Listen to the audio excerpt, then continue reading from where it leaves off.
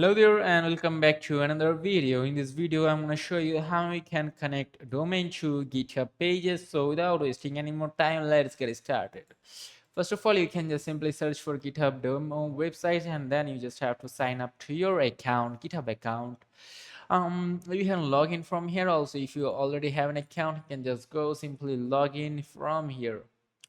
So you can let me use create an account from here. um then you have to tap this icon, then you have to enter your username, then you just simply have to tap continue. So as you can see, passwords need a uppercase, so let me show. Now lastly, you have to verify your account. You have to solve these visual puzzles from here. So now you have to tap submit. Now let's me control all these things. So that's it. Now you have to enter the code. So let me just enter the, okay, let's go back and let me update my email address. So just you have to log into GitHub first like this, then you have to tap continue, and then you have to puzzle this again.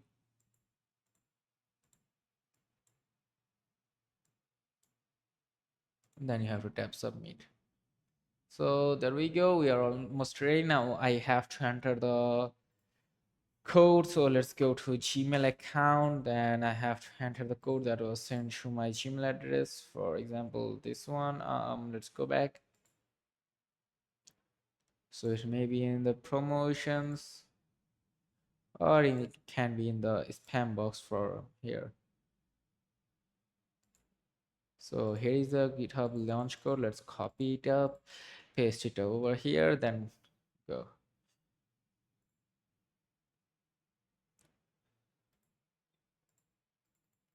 So let me copy my this address, then enter email address, then you can continue.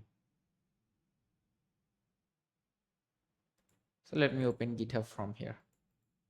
So this is how the interface looks like. Now from here you can check out all this GitHub, etc.